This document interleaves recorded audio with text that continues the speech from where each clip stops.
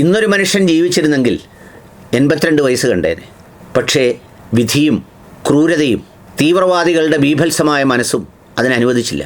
പിന്നെ തിരിച്ചോർക്കാറുണ്ട്, വൃദ്ധരായി വാർദ്ധക്യത്തിൽ എഴുന്നേറ്റ് നടക്കാനാവാത്ത വിധം ജനങ്ങൾ മുഴുവൻ വെറുത്തു മരിക്കുന്നതിനേക്കാൾ അവരുടെ സ്വപ്നങ്ങളിൽ എന്നും ഒരു രാജകുമാരനായി അവശേഷിച്ച് മടങ്ങുന്നതിൻ്റെ ഒരു ഭാഗ്യം കിട്ടിയ അപൂർവം നേതാക്കളിൽ ഒരാളാണ്, ലോക നേതാക്കളിൽ ഒരാളാണ് രാജീവ് ഗാന്ധി എന്ന മനുഷ്യൻ.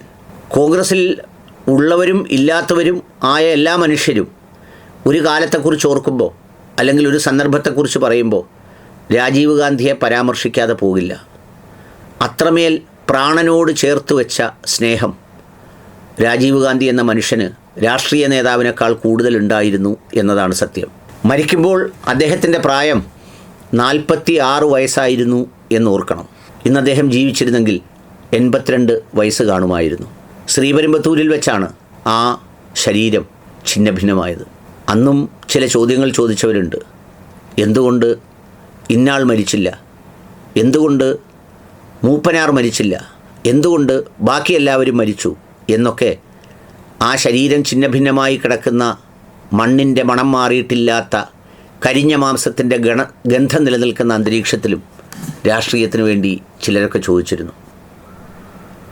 ഇന്ന് അദ്ദേഹത്തിൻ്റെ 82ാം ജന്മദിനത്തിൽ മകൻ എഴുതിയ മനോഹരമായ വാക്കുകൾ ഇങ്ങനെയാണ്: ഇന്ത്യക്കാർക്കിടയിൽ സൗഹാർദ്ദം, ഓരോ ഹൃദയത്തിലും കരുണ, ഓരോ പൗരനും നീതിയും ജനാധിപത്യത്തിൽ തുല്യ അവകാശങ്ങളും. അച്ഛാ, അങ്ങയുടെ ഈ ഉപദേശങ്ങളാണ് എൻ്റെ ശക്തി. അങ്ങയുടെ ഓർമ്മകളാണ് എൻ്റെ ധൈര്യം. അങ്ങയുടെ സ്വപ്നങ്ങളിലെ ഭാരതം കെട്ടിപ്പടുക്കുക എന്ന ലക്ഷ്യം എപ്പോഴും എന്നെ നയിക്കും. വിൺവാക്ക് പറയുന്ന ആളല്ല രാഹുൽ ഗാന്ധി.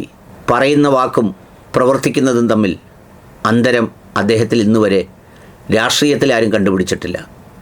ഒരു വിലയിരുത്തലുകാരും പറഞ്ഞിട്ടുമില്ല. കഴിവുകേടും പറഞ്ഞിട്ടുണ്ടാവും. പക്ഷേ പറയുന്ന വാക്കിനൊപ്പം സഞ്ചരിക്കുന്ന മനുഷ്യൻ സ്വന്തം അച്ഛനെക്കുറിച്ച് കുറിച്ച വാക്കാണ്. ഇന്ന് വീർഭൂമിയിൽ അദ്ദേഹത്തിൻ്റെ ഓർമ്മകളുടെ ഇടത്തിൽ അനേകായിരങ്ങളാണ് രക്തപുഷ്പങ്ങൾ അർപ്പിച്ചത്.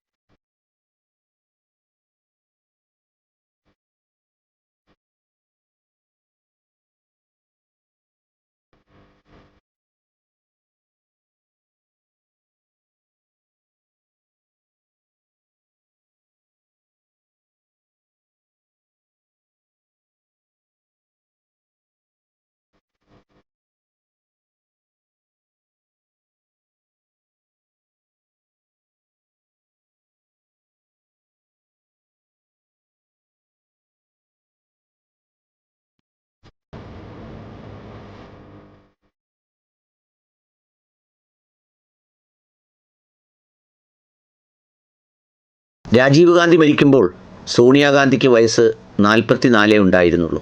രാഹുൽ ഗാന്ധിക്ക് 20, പ്രിയങ്ക ഗാന്ധിക്ക് 19.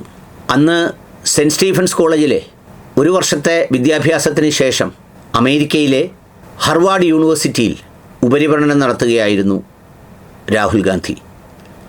പക്ഷേ ഇത്രമേൽ ക്രൂരമായി കൊല ചെയ്യപ്പെട്ടതിൻ്റെ അന്താരാഷ്ട്ര ബന്ധങ്ങൾ കണക്കിലെടുത്ത് അമേരിക്കൻ ഏജൻസി തന്നെ ആ സ്ഥാപനത്തിൽ ഇനി അദ്ദേഹം പഠിക്കുന്നത് സുരക്ഷിതത്വ കാരണങ്ങളാൽ കഴിയില്ല എന്ന് പറഞ്ഞിട്ട് അദ്ദേഹത്തെ ഫ്ലോറിഡയിലെ റോളിൻസ് കോളേജിലേക്ക് മാറ്റി എന്ന് മാത്രമല്ല, മറ്റൊരു പേരിലാണ് ആ മകന് പഠിക്കേണ്ടി വന്നത്.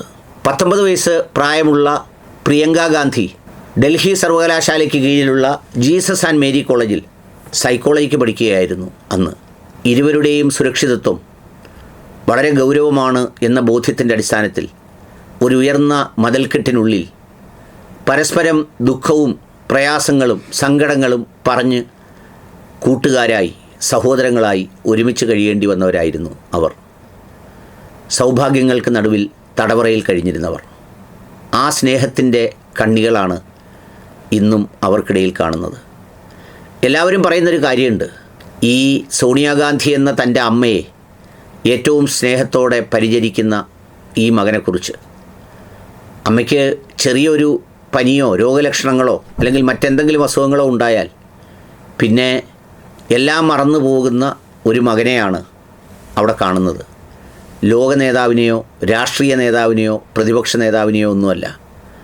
ആ സ്നേഹമൊക്കെ ഉണ്ടായിത്തീരുന്നത് ഒന്ന് പാരമ്പര്യത്തിൻ്റെ ഗുണത്തിൻ്റെ രക്തബന്ധം എല്ലാത്തിലും ഉണ്ടാവും. മറ്റൊന്ന് നേരനുഭവങ്ങളുടെ ബോധ്യങ്ങളിൽ നിന്ന് അനിവാര്യമായി തീരുന്ന ചില ചിന്തകളും ചേർന്ന് നിൽക്കലും ഒക്കെ സൃഷ്ടിക്കുന്ന മനോഹരമായ ബന്ധങ്ങളുടെ ഭാഗം കൂടിയാണ്. രാജീവ് ഗാന്ധിയുടെ ഓർമ്മകൾക്ക് ആദരാഞ്ജലികൾ.